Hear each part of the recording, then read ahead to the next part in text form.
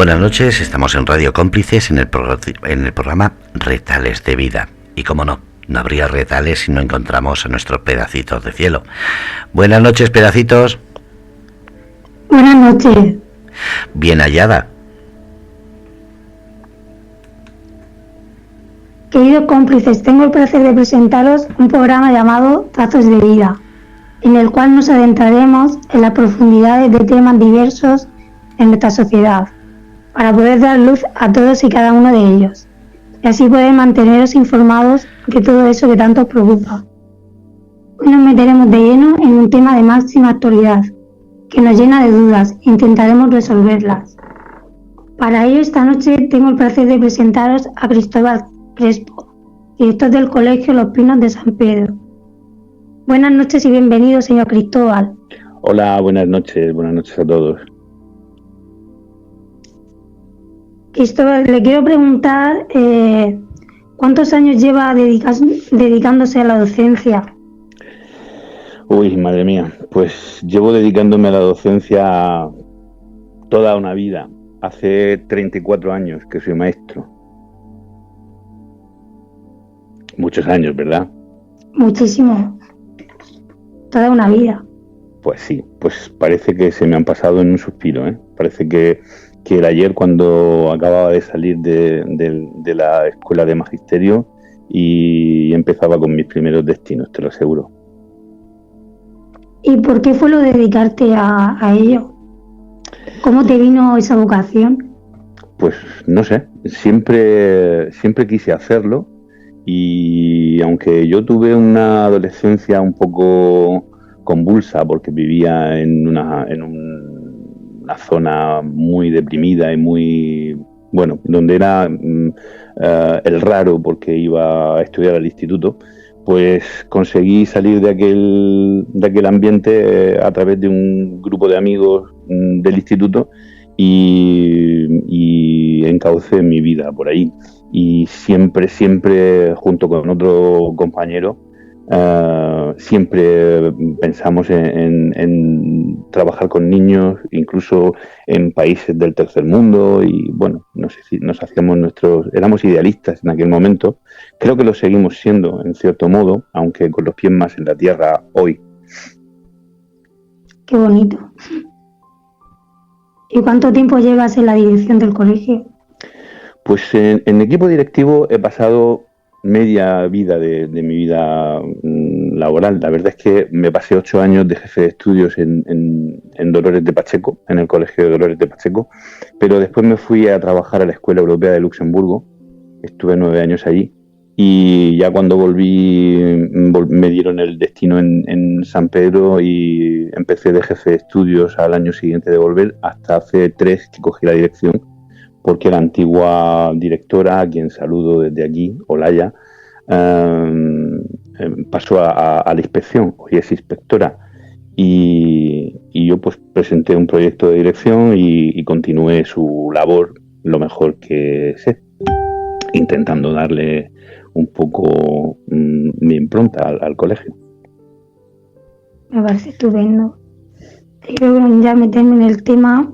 ¿Ha sido difícil coordinar toda la comunidad escolar de su colegio en esta situación de confinamiento? Vamos a ver, creo que indudablemente es muy difícil pasar de una situación de clases presenciales a una situación que ha sobrevenida, además de repente, en la que hay que cambiar por completo todo el chip. Bien, eso dicho por delante, pero en nuestro centro en concreto creo que hemos tenido menos dificultades que otros centros, porque desde hace varios cursos pues nosotros decidimos que queríamos darle un giro a la enseñanza tal y como la estábamos haciendo y cambiamos la metodología. Hoy trabajamos todo por proyectos, se llama metodología ABP, aprendizaje basado en proyectos.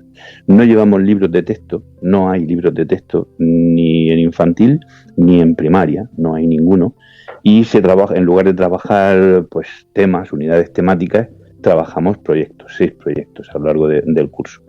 Y aunque siempre se ha demonizado el uso, creo que hoy tendremos que cambiar el chip un poco, el uso de teléfonos móviles en las aulas, pues nosotros hace tiempo que apostamos por el uso controlado, no del teléfono móvil en sí, sino de dispositivos electrónicos que los niños traen de sus casas, que tienen en su mochila y que cuando el profesor así lo requiere, así lo indica, pues lo sacan y trabajan con él. Entonces, nuestra comunidad educativa está acostumbrada en los últimos años a trabajar así. Y vamos a decir que un altísimo porcentaje de niños y de familias estaban preparados para poder hacerlo de este modo. Así que, bueno, nos ha supuesto menos dificultades que a otros centros que no tienen esa rutina implantada en su quehacer diario. Claro, los niños están recibiendo clases virtuales. ¿Desde cuándo las reciben? Pues sí, fue una cosa inmediata. Nosotros utilizamos nosotros y hoy no le queda más remedio que hacerlo a la mayor parte de los centros, pues utilizamos distintas plataformas para hacerle llegar nuestras propuestas de trabajo que, como ya he dicho, siempre tienen que terminar, el proyecto termina con un producto final y ese producto se compone de diversas tareas y cada tarea se compone a su vez de distintas actividades. Entonces, esas actividades y tareas que vamos proponiéndole se las hacemos llegar a través de distintas plataformas. Por ejemplo, a partir de tercero, utilizamos básicamente, o la que más utilizamos para hacer llegar ese trabajo es Google Classroom. Para los más pequeños, pues utilizamos otras. Utilizamos ClassDojo y utilizamos la web del colegio y utilizamos blogs que las profesoras de infantil y de primero y segundo pues preparan y donde les hacen llegar las propuestas a las familias. Y esos blogs están vinculados a la web del colegio. Entonces, por un sitio o por otro, la familia sabe cómo llegar. Se le avisa a través de ClassDojo y llega a esa tarea, a esas propuestas que se le van haciendo desde el centro. ¿Y todos los niños tienen acceso a ellas? ¿A los sistemas digitales? Pues el 100% hasta ahora pensamos que llegar sí le llegaba. Otra cosa es que, pues determinadas familias, sea por la razón que sea, o porque los padres trabajan en el campo, trabajan en sanidad o lo que sea, y han tenido que salir y los niños han quedado al cuidado de otras personas y no han prestado mucha atención a esas tareas y no las devolvían, por los cuales nos hemos puesto en contacto por teléfono para indicarles que había que hacerlo, pues decía que llegar sí que les llegaba al 100%. Pero ahora mismo esto ha cambiado. Ha cambiado porque hay familias, tengo noticia de un par de casos en el centro, familias que están en paro, tanto el padre como la madre no reciben ingresos y eso supone que han tenido que cortar internet. ¿Qué ocurre? Pues que ahora al cortar internet no hay forma de comunicarse con ellos. Yo me he dirigido al ayuntamiento y a ellos les he indicado que lo hagan también para ver si el ayuntamiento, también he hablado esta mañana con la profesora de la PTCC del equipo de orientación, para ver si se puede conseguir que estos niños puedan utilizar la wifi de la biblioteca o de algún sitio del ayuntamiento porque ellos no tienen, lo que les falta es la conexión para poder recibir su trabajo y poder presentarlo. Claro. Si no tienen internet. Y estamos en ello, a ver cómo podemos solucionar esos poquitos casos, pero que igual si esta situación se prolongara, pues a lo mejor serían más. Y aprovecho entonces para decir, porque cuando salgamos de esta situación, que saldremos con la ayuda del destino, de la providencia y del pues, y espero que pronto, pues seguro que todos clamaremos porque haya más dinero para sanidad y más dinero para la ciencia, pero yo añadiría algo que me parece que se está revelando ahora mismo como fundamental y que probablemente esta no va a ser la última vez que vamos a estar confinados, porque el mundo, con el cambio climático encima, en fin, promete sinsabores de este tipo. Entonces yo creo que otra cosa que habría que mirar muy mucho sería de proporcionar a precios asequibles para que todas las familias de España pudieran tener acceso a Internet. O sea, una conectividad asegurada para todas las familias. Y también garantizar mediante, no sé, si sería mediante bonos o mediante precios también asequibles, por lo menos en función del número de miembros de la familia, pues que hubiera dispositivos, llámese ordenador, llámese tablet, en las casas para poder utilizarlos, porque va a ser necesario. Es algo muy importante, claro que sí. Debe de haberlo. La preparación de las clases virtuales supone un trabajo extra para vosotros los profesores. ¿Está el sistema y los profesores preparados para poder seguir así mucho tiempo? Pues mira, supone un trabajo que no creo que no es capaz de imaginarse nadie al otro lado, que no esté en ello. Pero voy a decir aquí, y espero que haya mucha gente escuchando, que los maestros, yo me siento orgullosísimo del grupo de maestros. Me siento orgullosísimo de ser maestro y me siento orgullosísimo del grupo de maestros que tengo en el Colegio Los Pinos, porque son abnegados y valientes como ellos solos. Ellos se pasan el día prácticamente preparando, corrigiendo, proponiendo. Hacemos horas y horas de videoconferencia para intercambiar ideas, para tener claro el tronco común del trabajo que queremos hacer, para que no vaya cada uno por un sitio, para que no seamos 26 islas haciendo propuestas distintas, sino que seamos un árbol con 26 ramas que va al mismo fin, que nos lleva al mismo fin. Bueno, pues trabajan muchísimo, pero si esto se prolongara mucho, hace falta planteárselo de otra manera, porque si no, los maestros van a terminar todos en un psiquiátrico, porque ya no echan 5 o 6 horas al día, es que echan jornadas de 11 y de 12 horas, y eso no se puede mantener en el tiempo muchísimo.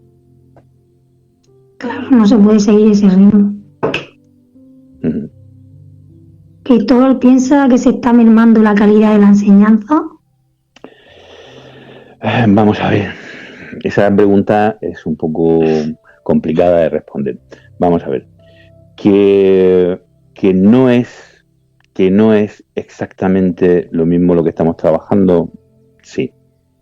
Que las clases presenciales, que la relación empática que con una mirada se establece entre los propios niños al trabajar en grupo y con sus profesores en el momento de plantear las tareas, en la dinámica de cualquier clase, ¿es algo que no se puede sustituir?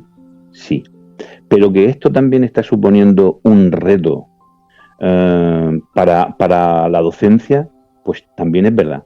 Y aunque ahora en este arranque haya desajustes, haya muchas cosas sobre las que hacer autocrítica, porque yo sé, por otras vías he visto niños recibir, y lo he visto en televisión y he oído en radio, niños recibir fichas y fichas y fichas de ejercicios, y no se trata de eso. No es mandar trabajo por mandar trabajo. Ahora hay que ser capaces de proporcionar a los niños y a las familias unas tareas que sean motivadoras, que sean ilusionantes, que sean optimistas, que sirvan para levantar el ánimo dentro de la familia al mismo tiempo que se aprende, que tengan vocación de algo que, una expresión que en los últimos tiempos se puso muy de moda, que es el aprendizaje servicio. Es decir, que lo que hagamos desde la escuela sirva a la sociedad, sirva a las personas, sean o no de la escuela. Entonces, yo creo que con tiempo, poco a poco, y siendo muy reflexivo con lo que se va haciendo, esa calidad de la enseñanza no se verá demasiado mermada. Esperemos. Esperemos, sí, claro. ¿Dónde se quedan los contenidos de la segunda evaluación ahora? ¿Dónde se quedan? Sí. Vamos a ver. Los centros, yo cuando hablo de los centros de primaria, evidentemente, que es lo que conozco. Me consta que el 98% de los centros terminó la segunda evaluación completamente. De hecho, aunque el segundo trimestre aún no había terminado, quedaban todavía unos días para terminar el segundo trimestre, la fecha de evaluación, como el tercero era más corto, la mayor parte de los centros la habíamos adelantado. Entonces, teníamos la evaluación prácticamente perfilada. Era cuestión únicamente de una última parte que lleva toda evaluación, que es la calificación. Pero evaluar y calificar no es lo mismo, ¿eh? La calificación es el último paso en el que se pone un valor numérico para comunicar a las familias, pues mira, este niño llega hasta aquí o llega hasta más arriba, ¿no? Pero se evalúa cada uno de los ejercicios, cada una de las tareas y cada uno de los proyectos en el momento en que se está haciendo, con distintos instrumentos que forman parte de la programación didáctica de cada docente y que están consensuados con el equipo docente de ese grupo. Entonces, esos contenidos se terminaron, ¿vale? Ahora en el tercer trimestre, como no se, o sea, siguiendo las instrucciones de la conferencia sectorial que hubo el día 15 y que bueno, ya comunicó el Ministerio en televisión y todo, pues los contenidos que se den en la tercera evaluación no deben repercutir negativamente en los alumnos. Antes, al contrario, lo que programamos ahora, lo que estamos programando ahora, en nuestro caso, por ejemplo, el quinto proyecto de este curso, pues va a tener, además de contenidos nuevos, que vamos a evaluar siempre en positivo, vamos a volver a meter estándares de evaluación que ya hemos trabajado, de los esenciales que hemos trabajado en los 4 proyectos anteriores, vamos a volver a meterlos en este quinto, de manera que aquellos niños que terminaron más flojos esos estándares tengan la oportunidad de recuperarlos en esta evaluación. Estupendo. Y todo al final parece ser que ya no se volverá hasta septiembre a las aulas. ¿Cómo se va a evaluar a los alumnos? ¿Aprobados genéricos como otras comunidades? ¿O los niños repetirán un curso? ¿Nos puedes informar un poco de esto? No sabemos todavía qué va a pasar, porque la ministra en sus mensajes siempre procuraba ser optimista y siempre dejaba una coletilla diciendo que ella esperaba que en junio se pudiera volver siquiera 15 días a las aulas. Yo no lo sé, no soy tan optimista. Si nos fijamos un poco en cómo está la situación en los países de nuestro entorno, pues tenemos ahí a Francia que va a volver a partir del día 11 de mayo, no sabemos de qué forma, pero va a volver progresivamente a las aulas. Alemania, que aunque lo ha dejado en manos de cada land, que viene a ser el equivalente a nuestras comunidades autónomas, porque ellos son un estado federal, pues va a volver a partir del 4 de mayo, a salvo que decidan otra cosa en esos land. Y luego tenemos Italia, que Italia sí que ha decidido ya que vuelve en septiembre. Nosotros no lo sabemos porque hay un comité de expertos, está formado por 8 especialistas, donde hay un psiquiatra infantil, donde hay un especialista en enfermedades infecciosas, donde hay gente de la Asociación Española de Pediatría y sobre todo médicos, ¿no? Pues ellos son los que van a decidir un poco eso. En cualquier caso, nosotros nunca daremos un aprobado general. El aprobado general supone dar un 5 a todo el mundo y eso es terriblemente injusto.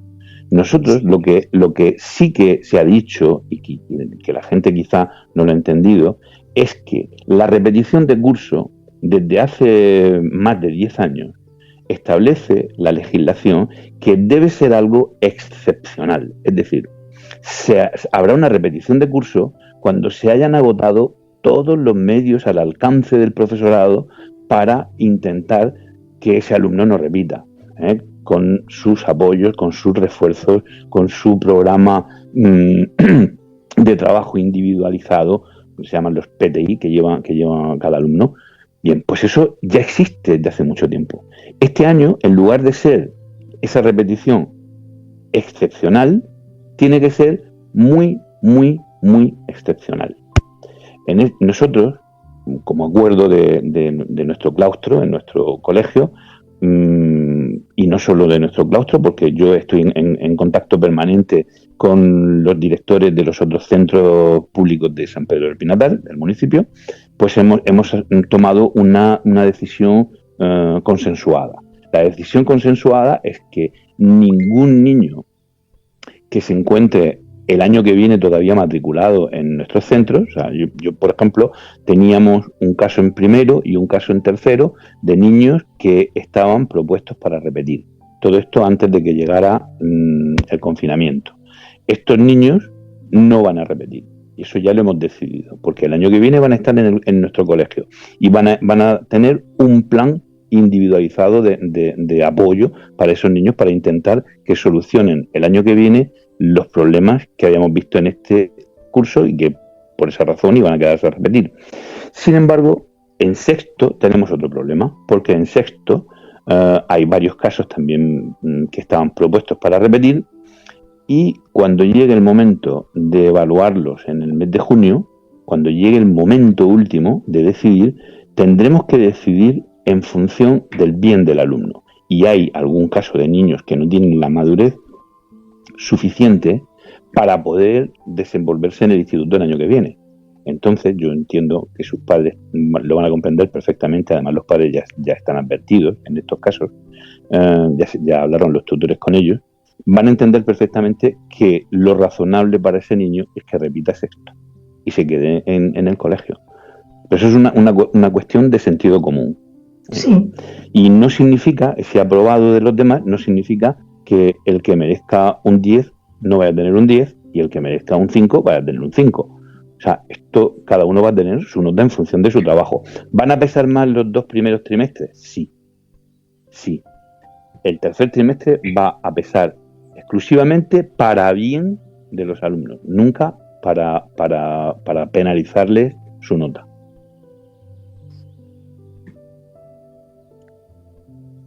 De acuerdo.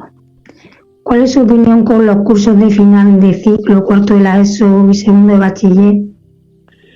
Pues yo no conozco la situación en profundidad porque no trabajo en un instituto, pero entiendo que cuando llega el momento de titular, que es el caso de los 2 cursos que me preguntas, pues un alumno no puede titular si no está preparado para titular. Esa es mi opinión.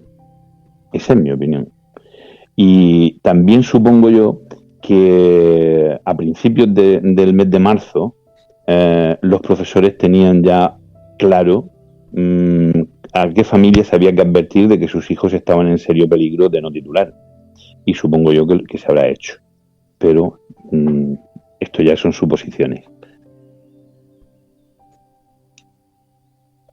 De acuerdo. ¿Nos puede contar algo sobre la selectividad?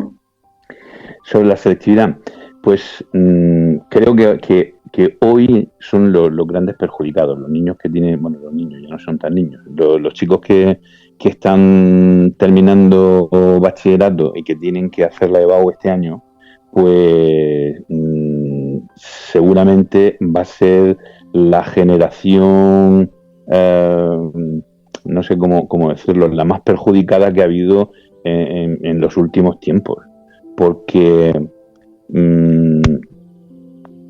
pensar que no tampoco hay que rasgarse las vestiduras, esto también quiero decirlo por delante, pero estos 2 meses y medio que les van a quitar de clases creo que los van a penalizar mucho.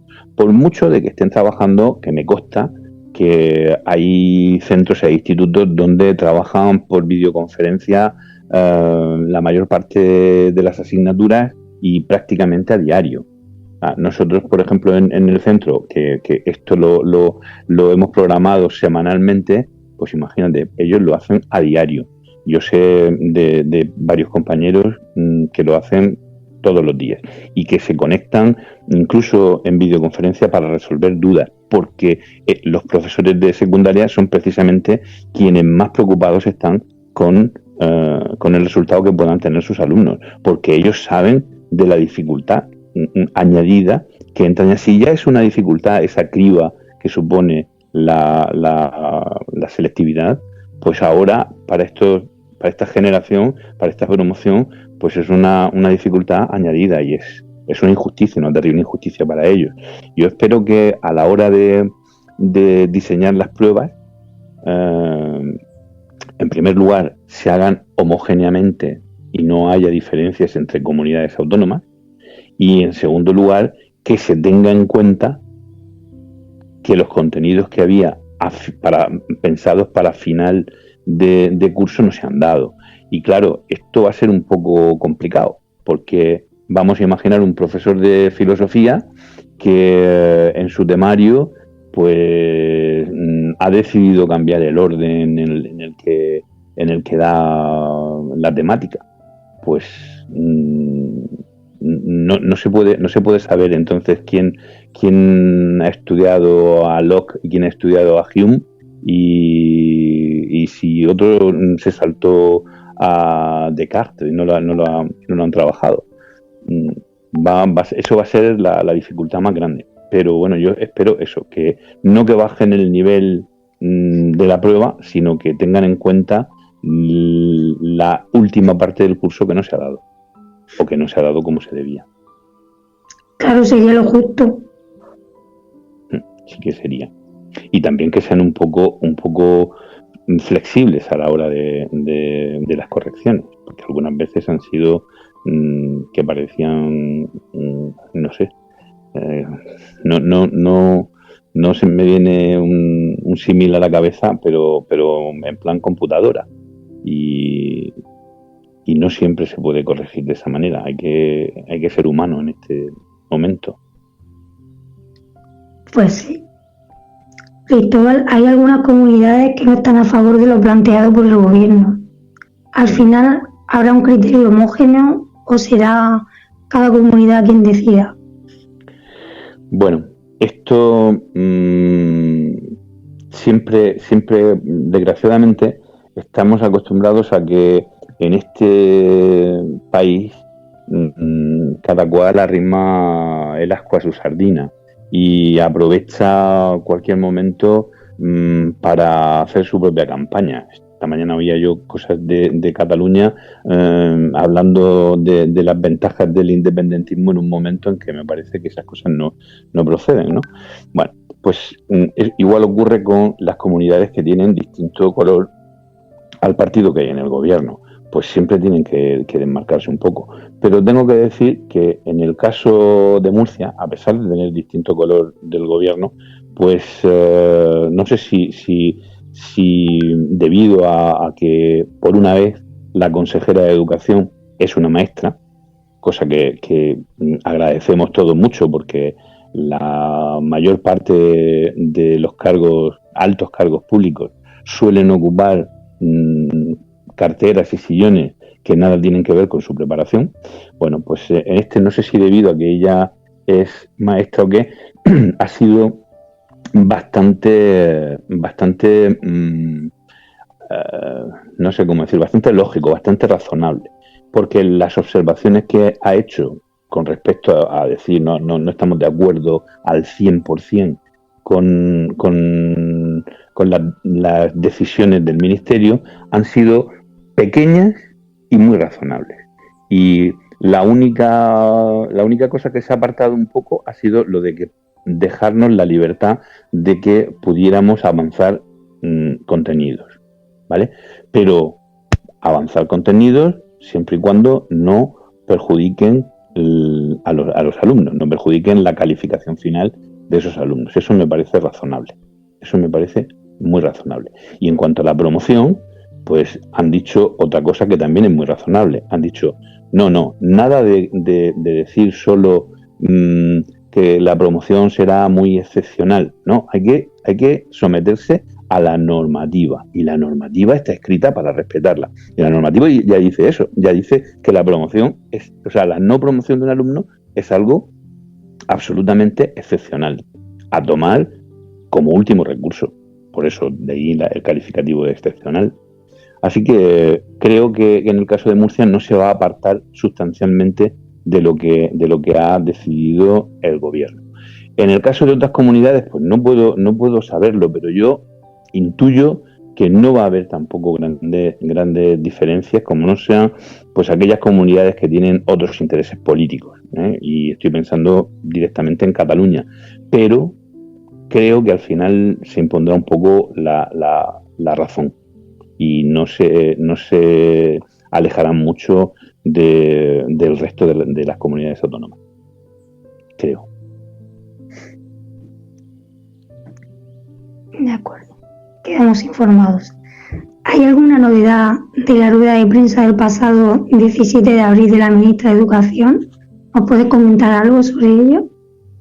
Pues con respecto a lo que dijo la ministra, las decisiones que ha tomado la comunidad autónoma, como he dicho, con la consejera Esperanza Moreno a la cabeza, nos han llegado este lunes pasado unas instrucciones precisas y concretas para el tercer trimestre, y en esas instrucciones no hay, como decía antes, no hay información distinta de la que ha dicho el Ministerio. No nos hemos apartado de la línea que ha trazado el Ministerio, nada más que en esos dos aspectos que antes señalaba, y de esa forma tan razonable, como decía.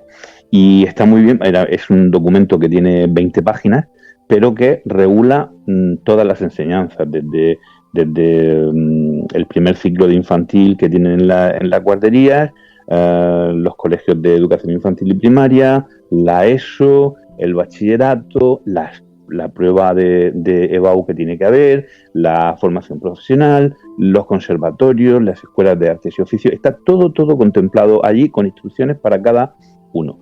Y todas esas instrucciones se van a ir desarrollando más todavía, porque ahora tendrán que venir sobre sabes que hay un proceso para la elección de directores, donde se tiene que evaluar el proyecto de dirección que presentan los candidatos, y la comisión que lo evalúa está siempre formada por un inspector y por 2 directores de otros colegios, y esto no se ha nombrado todavía, se tiene que hacer ahora.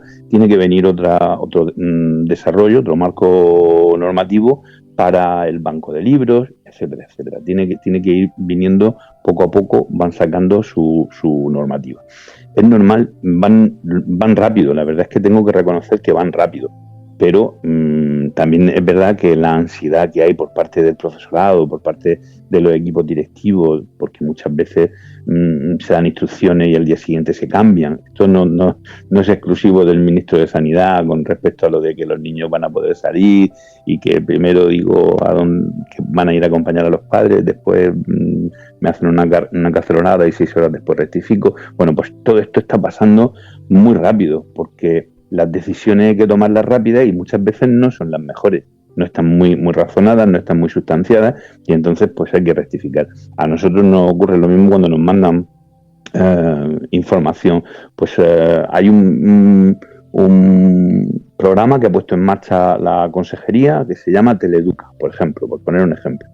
Ese programa Teleeduca, que nosotros en concreto en nuestros centros no hacemos porque no tenemos libros, consiste en que el profesor hasta un máximo de 30 páginas las digitaliza, las pasa a un fichero PDF, y entonces el director del colegio manda una relación Excel con todos los alumnos que no tienen posibilidad de recibirlo por correo electrónico e imprimírselo para trabajarlo, y bueno, pues ya sea por agencia de transporte, ya sea, no sé por qué medio, porque se han hecho distintas como decía, distintas órdenes, pues en uno iban a ir los padres a recogerlo al colegio y los maestros se lo iban a entregar.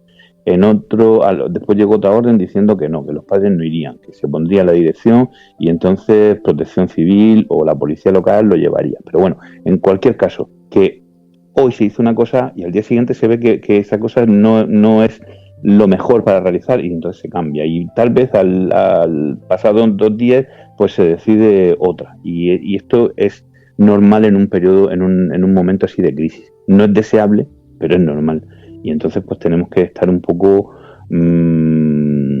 receptivos y darnos cuenta de la dificultad que entraña tomar decisiones rápidas, porque quieres que todo el mundo esté bien atendido, pero a veces esa velocidad, pues no es, las prisas nunca son buenas consejeras y pasa pues eso, que luego hay que rectificar. Pues sí, estoy de acuerdo con ello. Cristóbal, ¿cuál es su opinión sobre las perspectivas de futuro? ¿Qué nos puede opinar sobre ello? Las perspectivas de futuro. A ver, yo siempre quiero ser optimista. Creo que la educación y los docentes en general, la escuela en general, tiene la capacidad de rehacerse, o por utilizar una palabra que está muy de moda últimamente, de reinventarse cuando la situación lo requiere. Yo creo, sinceramente lo creo, ojalá me equivoque, que esta no será la última crisis en la que nos tocará tirar de tecnologías para poder comunicarnos. Ojalá me equivoque, ya lo digo. Pero eso siempre nos pone a prueba. Eso, lejos de verlo únicamente como una dificultad, hay que verlo como un desafío. Como un desafío del que tenemos que aprender y para el que tenemos que estar preparados.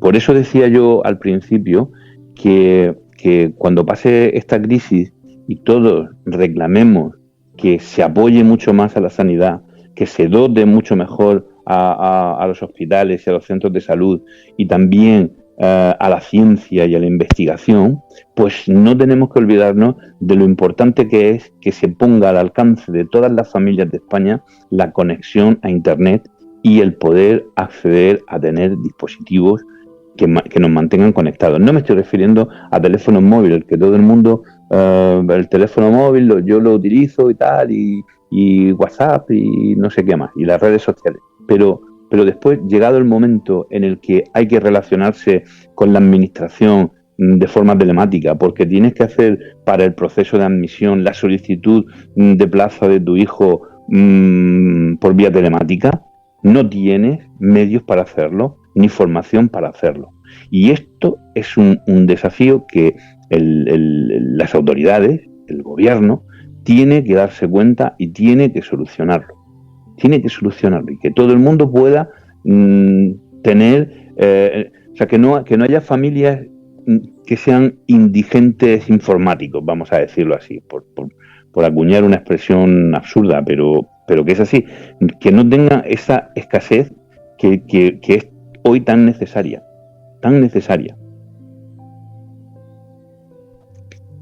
Nos fortalecerá. ¿Quiere añadirnos algo más?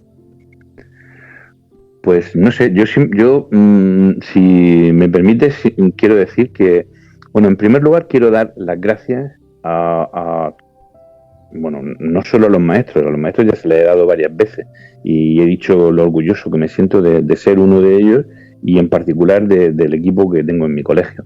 Pero quiero dar las gracias a padres y a niños que ellos sí que se han visto sorprendidos en una situación que no era previsible en modo alguno y que han tenido que adaptarse y que han tenido que reacondicionarse, que han tenido que ponerse horarios, que han tenido que ponerse rutinas para hacer. Y eso ha servido, yo creo, a muchas familias para reencontrarse con ellos mismos, para estar mejor con ellos mismos.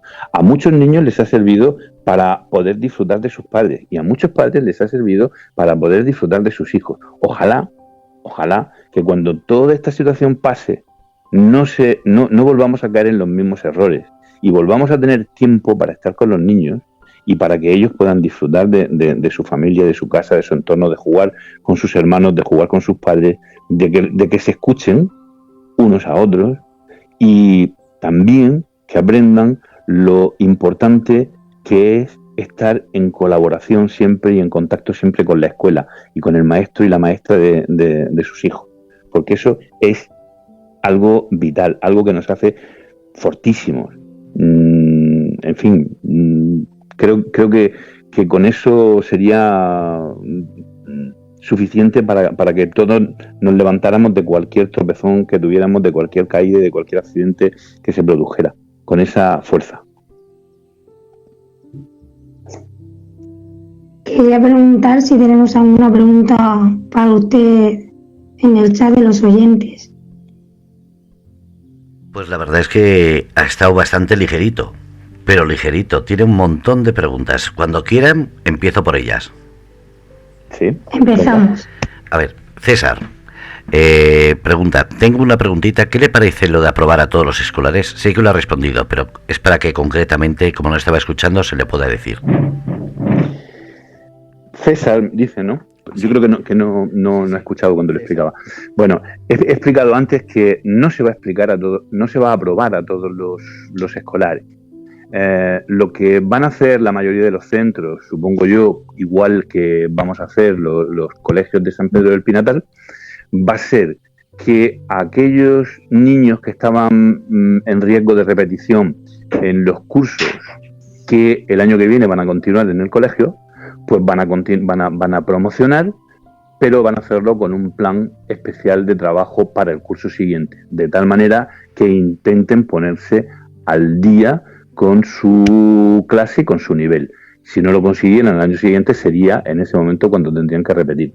Pero que en el caso de aquellos alumnos, en nuestro caso en sexto, que terminan y tienen que irse al instituto, pues aquellos niños que están propuestos para repetición o en serio riesgo de repetición, si no consiguen en este tercer trimestre mínimamente superar los objetivos, si estos niños no alcanzan esa madurez que necesitan para poder interactuar y para poder realizar la secundaria, iniciar la secundaria con una cierta garantía, pues esos niños, yo imagino que sus padres no van a tener ningún problema cuando se les diga, mira, como os habíamos advertido, esta situación está así y este niño debe quedarse a repetir. Cuando eso ocurra, repetirá, así, sin más, y el tutor, el equipo docente, pero firmado por el tutor, hará un informe detallado de por qué ese niño se queda a repetir y fundamentalmente se basará en eso, que es lo mejor para él. He dicho también que en la normativa educativa ya se encuentra desde hace muchos años, de hace 10 o 12 años, no recuerdo exactamente, ya se dice explícitamente que repetir curso es una decisión, vamos a decir, es un recurso excepcional. Quiere decir que no se puede aplicar a menos que se hayan agotado todas las vías. Apoyos, recuperaciones, refuerzos, planes de trabajo individualizados para ese alumno. Cuando eso ha sido así, cuando ha ocurrido así, entonces ya en el último recurso queda la repetición. Este año no es que sea excepcional, como pone en la normativa, es que este año debemos considerarlo muy, muy, muy excepcional, porque eso nos lo dicta el propio sentido común de lo que está ocurriendo. No tienen estos niños la oportunidad de hacer un tercer trimestre en el que es verdad que ha ido muy mal. En el tercer trimestre no va a hacer aunque estuviera en el colegio, no va a hacer grandes milagros. Pero a lo mejor sí la posibilidad de demostrar un cambio de actitud que le permitiera no tener que repetir el curso. Así que, bueno, pues no sé si con eso le he contestado su duda. Bueno, creo que sí. Seguimos con otra, que hay muchas, y dice, ¿qué opina de que los niños lleven ordenadores a las clases? A ver, nosotros, como he dicho antes también, desde hace varios cursos utilizamos las tecnologías de la información y la comunicación, los dispositivos electrónicos. Como somos un colegio público, no tenemos para darles nosotros, y los niños los traen de casa, el ordenador, la tablet o el teléfono móvil. Pero esos dispositivos no están a su disposición para utilizarlos cuando quieran, sino que están en su mochila. Y solo los puede utilizar bajo el criterio y la supervisión del profesor. Un dato. Mi respuesta entonces es, creo que es un recurso importantísimo al que no podemos renunciar. Hoy, tal vez hace 20 años, pues no era una cosa fundamental, pero hoy, y más de la manera en que trabajamos en mi centro, es un recurso vital, es vital, tanto como el cuaderno. Es vital el soporte del dispositivo electrónico. Que hay días que no se utiliza, y hay días que se utiliza media hora, y hay días que se utiliza toda la mañana. Eso todo depende del trabajo que se esté haciendo. Pero iba a decir un dato para que vieran. En el tiempo que nosotros llevamos, en estos 3 cursos que llevamos utilizando este tipo de sistema, nosotros no hemos tenido ni un solo problema con los niños, con sus conexiones a internet y con su trabajo con los dispositivos. Y sin embargo, en las casas, los problemas que nos han llegado de acciones que han hecho los niños por las tardes o el fin de semana en sus casas, donde los niños están en su habitación, ellos solos, con sus dispositivos, y nadie les controla en qué página entran, o si se meten en un chat y se pelean con otro niño, o insultan a otro, o lo insultan a él. O sea, el problema no está en el dispositivo, el problema está en el uso que se hace del dispositivo y en el control que se tiene sobre ese dispositivo cuando lo utiliza un menor. Vamos a otra, y dice César también, en la educación física, si se puede decir, ¿por qué solo hacen trabajos de las Olimpiadas? No sé, en nuestro caso no ha habido trabajos de las Olimpiadas. Hubo trabajos de las Olimpiadas hace un par de cursos que hicimos una Olimpiada, pero ahora no. Todo depende de la unidad temática que tengan, supongo yo. En el caso de mi centro, los profesores de educación física tienen clarísimo que ellos son motor de dinamización de la forma física que tengan las familias, y que sea una manera de acercarse a la actividad física de forma lúdica, divertida y entretenida. Ellos se sienten responsables y entonces pues dan consignas, dan pautas, inventan juegos, les lanzan cada semana un reto, un desafío para hacer en familia, y esa es su metodología. Claro, yo no puedo decir lo que hacen en todos los centros. Esto que dice César me suena más bien a trabajo teórico que hayan mandado a niños en algún instituto. No sé por qué tengo yo esa puede ser. Así. Pasamos a Fred, y Fred dice, ¿qué se siente al saber que ha marcado la vida de muchos escolares en su futuro y como personas? Pues es un honor. Antes, fuera de antena, le estaba comentando a Pedacitos, yo tengo una alumna una antigua alumna, hoy colega, profesora en una universidad en Nueva York, que es escritora, y ella dice que me lo debe a mí, y no es verdad, evidentemente no es verdad, pero el orgullo que yo siento cuando ella me lo dice, pues es fabuloso, y cuando me ha invitado a presentar alguno de sus libros, pues ha sido para mí un auténtico honor. Y bueno, pues así un poco con cualquiera, y encontrarse a un alumno, aunque no tenga una gran carrera, pero que te cuente, te presente a su familia, que te recuerde un momento de hace 20 años que tú prácticamente habías olvidado, y sin embargo para él fue algo inolvidable. Pues bueno, a mí me da la vida. Por eso adoro el trabajo que hago. Y por eso cuando por la mañana me toca el despertador a las 6:15 y pongo el pie en el suelo, no lo hago maldiciendo, sino contento de saber que voy a hacer lo que me gusta un día más. Mari pregunta, ¿qué se tiene pensado qué hacer con estos niños en estos meses hasta el nuevo curso que entre? Se tiene pensado qué hacer. A ver, nosotros tenemos súper pensado lo que vamos a hacer. Nosotros vamos a continuar trabajando en la distancia. Lo mejor, lo único que nos preocupa es poder llegar al 100% de las familias. Pero salvando eso, nosotros pasamos varias horas al día, unas veces reunidos todos en videoconferencia, otras veces reunidos por ciclo, tramo o por equipo docente para preparar el trabajo, para preparar el proyecto, para mandar la tarea conjunta. Y solo necesitamos eso, que llegue a cada familia y que nos llegue a nosotros para poder corregirle, para poder ver cómo ha ido. Pero vamos, nosotros tenemos clarísimo que no se trata de mandarles pasatiempos, que se trata de seleccionar y pensar en tarea que sirva al aprendizaje, pero al mismo tiempo sirva para no crearles más problemas y más ansiedad de la que ya tienen en este encierro. ¿En estos meses harán tareas en casa o sabes si se van a abrir centros para asistir? No lo sabemos todavía. Como antes decía, hay un comité de expertos que asesora al gobierno que será más o menos quien tenga que tomar la decisión.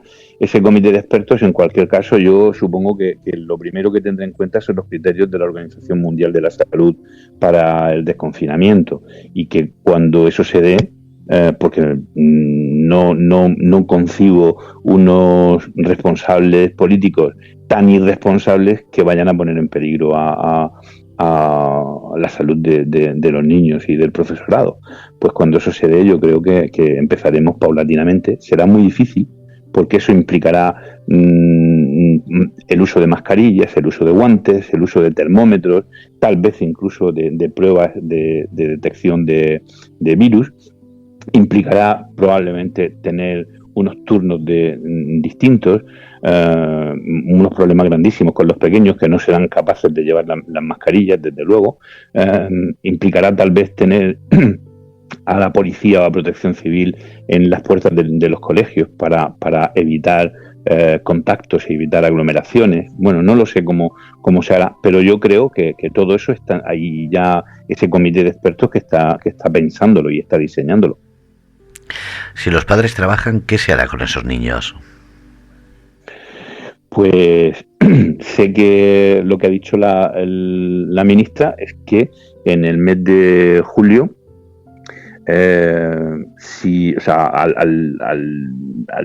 modo que se hace con las escuelas de verano, pues se hará algo así, algo similar a una escuela de verano, solo que será con profesores. En lugar de ser con monitores, pues será con profesores. Será profesorado voluntario. Imagino que saldrán de las listas del profesorado interino.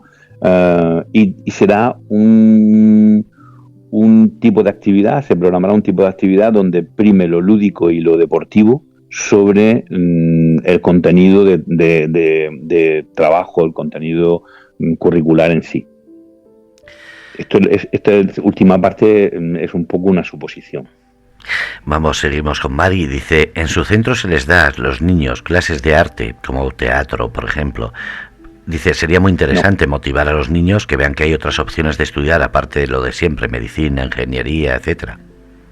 Sí, tiene toda la razón. Yo soy de los defensores de que tanto la música como la expresión artística en general, aunque la música también forma parte de ella, deberían tener un hueco en el currículo, pero esto es un poco complicado. Entonces, lo que sí se hace es ofrecer una serie de actividades. El Ayuntamiento de San Pedro del Pinatar tiene una propuesta de actividades culturales grandísima, y sí que se les propone a los niños, pero como actividad extraescolar por las tardes.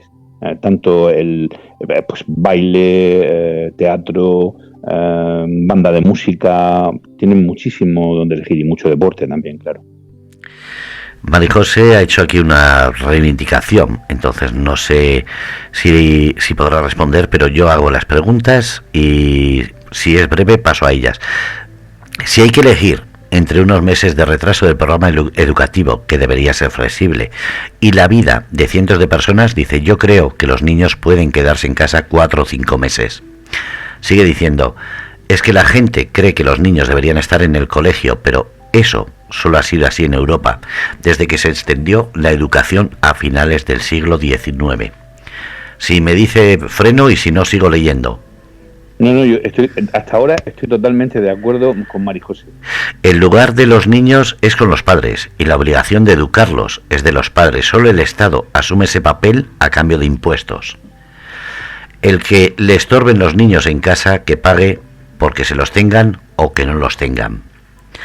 Sigue diciendo, dígame. Ahí ha sido un poco dura, porque sí, es verdad, hay familias que parece que sí que le estorben y busca sus alternativas, pero creo que en este encierro han descubierto que jugar con sus hijos y tener a sus hijos en casa no es siempre un calvario, y no molestan tanto si se les da unas pautas para estar con ellos.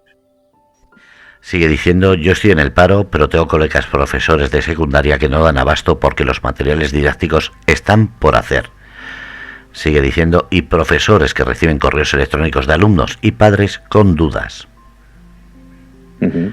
Conocí a una madre que no podía llevar a su hija al colegio por un problema de alergias, y como es profesora de lengua se habilitó y daba clases a su hija en casa. Se quejaba de trabas burocráticas, a pesar de que hay una legislación europea y nacional para dar clases a los niños en casa. Sigue diciendo, hay padres que se quejan porque les parece que la educación que reciben sus hijos está poco personalizada o les falta hacer tal o cual actividad. Con esto terminaba esta persona llamada María José. Hombre, pues yo no es que coincida 100% con ella, pero en la mayor parte de las cosas que ha dicho creo que tiene razón. Creo que efectivamente la primera entidad educadora es la familia. El primer responsable o los primeros responsables de la educación de los niños es la familia, y que la escuela está para facilitarle esa labor y para colaborar en esa labor, pero no es la única responsable de la educación de los niños. Eso está para mí clarísimo. Siempre lo ha estado. De ahí que hablaba yo antes de esa colaboración, de ese equipo que tenemos que formar las familias con la escuela, con conocer y tratar y estar en relación con los maestros y maestras de sus hijos. Seguimos con más preguntas y dice Ana María, en verano los niños les van a reforzar un poco más los contenidos o cualquier asignatura. Yo creo que no. Yo creo que por lo que oí a la ministra el otro día decir, se iba a primar básicamente la actividad física y la actividad lúdica, o sea, la actividad deportiva y la lúdica y artística sobre los contenidos curriculares, porque bastante han tenido con el encierro los niños ahora estos meses como para que después sea también para estar en las aulas. Y luego hay que tener en cuenta también una cosa, y es que nosotros vivimos en una zona muy, muy tórrida, muy calurosa, donde los centros, los públicos por lo menos, no tienen en su mayor parte aire acondicionado. Por lo tanto, meterlos dentro de las clases va a ser para momentos de primera hora de la mañana. El resto lo van a pasar en los patios seguro. Entonces vamos a por más preguntas y dice, como educadora, me gustaría saber si las escuelas de verano se seguirán haciendo o directamente este año no se harán por el coronavirus. Pues no puedo contestarle a eso, no tengo información, pero lo que sí sé es que a lo que se refería la ministra y la Consejería de Educación respecto a la apertura de ciertos centros en cada municipio para el mes de julio, no era para escuelas de verano, aunque el funcionamiento iba a ser similar, pero era para trabajar con profesorado, creo yo, voluntario.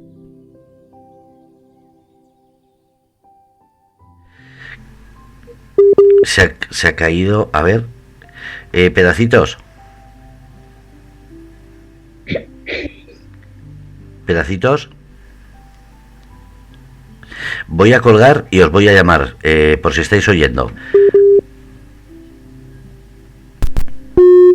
Vale, pues voy a colgar la llamada y voy a... Bueno, pues seguimos en directo.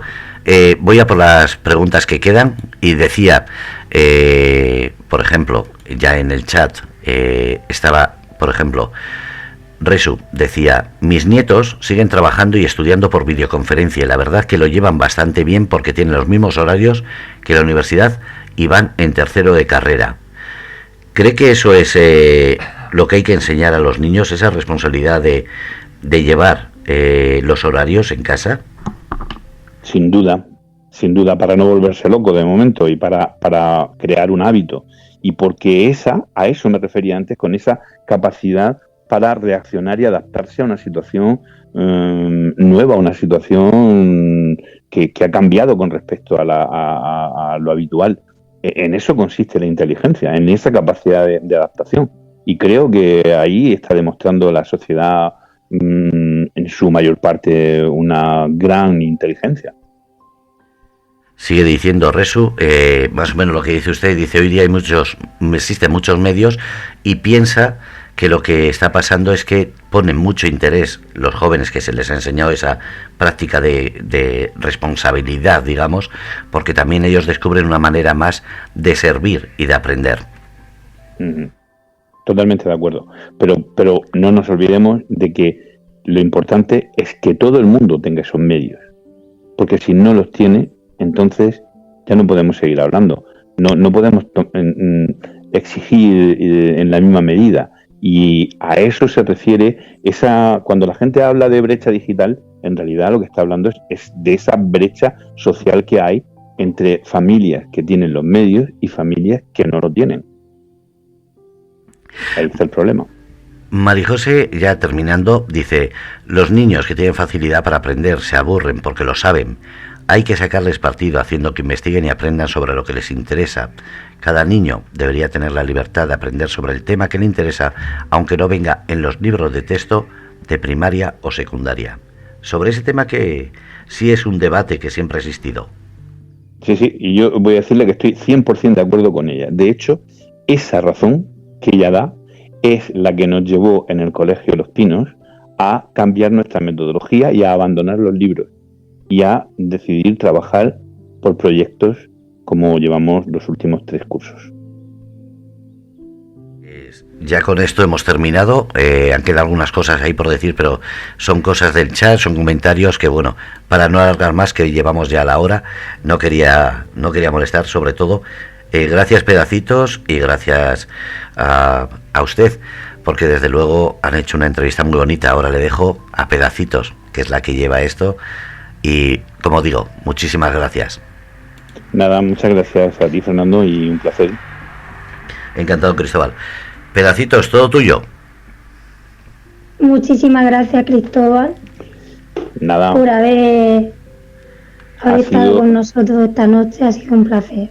Sí, para mí también lo ha sido, y porque al fin de cuentas es mi mundo y es lo que me gusta, y ver que hay ese interés por parte de las familias es algo siempre que reconforta.